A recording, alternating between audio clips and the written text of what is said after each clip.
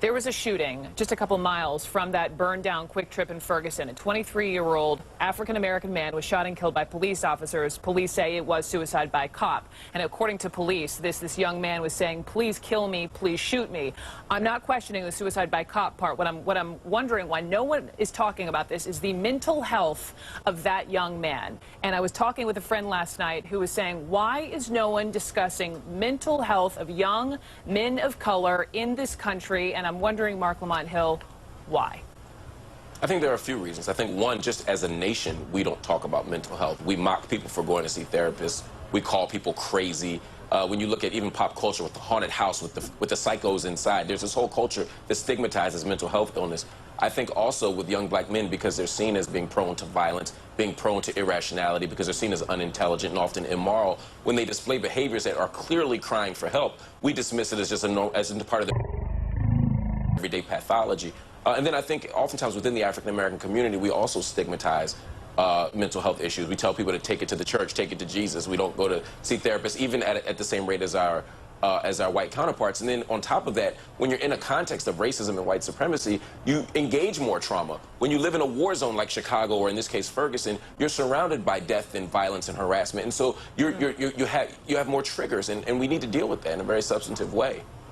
Larry Elder, I would love to hear your voice.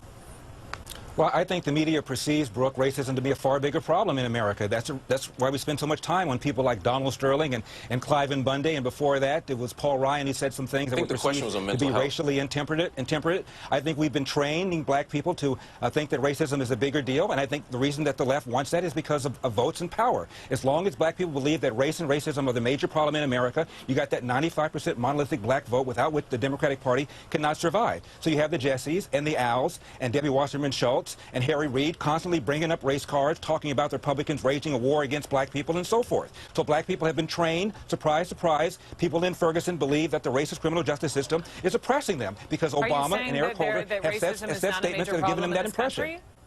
Are you saying no, it is not a major problem in this country. No, it is not. My father was a janitor. He was born in the Jim Crow South. Fast forward, my father in his late 40s started a small business, got a little bit of property.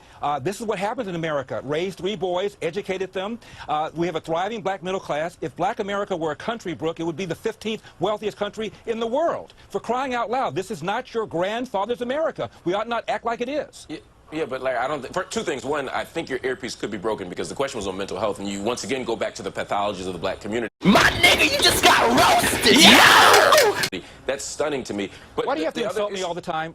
Why can't you address what I said rather than insulting me? Why is that necessary? Can we have a discussion as 2 black men without insulting each other? Is that possible? Can we try and do that, please? Larry, I haven't insulted you. Larry, I'm not insulting you. What I'm responding to is the... You said I was sounding a dog whistle. Why do Republicans always use a dog whistle? I didn't say, why don't you deal with what I said, the merits of what I said? Nice. For a change, Lamont, I watch you all the time. You talk over people. You don't listen to the merits of what they say. You're talking over me. Like, first of all, okay, a few things. I never said dog whistle. Second, you're saying engage what you talked about. You did. I just talked. Let me finish. I didn't. When you rewind this, you'll realize you were wrong. What I just spoke about was mental health in the black community. What I just spoke about was mental health in the black community, and you responded by talking about black people and believing that racism still exists. You totally didn't acknowledge my question or respond to my comment. So let's kind of talk. I wanted to have respect to talk about what's important, but you won't do that. Oh no, well, you don't get to decide what's important. You don't. We all have opinions here. I made a comment. I wanted you to respond to it, but I'll respond to your comment. You think the problem of unarmed black people is a major problem in America, and I don't. Allowed to express. I am allowed to express. Why is Trump a white supremacist? Just give me one example. Why is he racist? One example. That's all I need.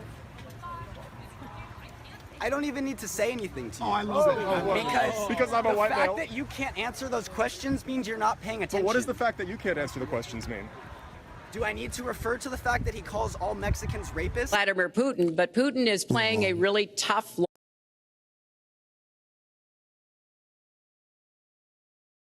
I know Donald's very praiseworthy of Vladimir Putin, but Putin is playing a really tough, long game here. My nigga, you just got roasted, yo!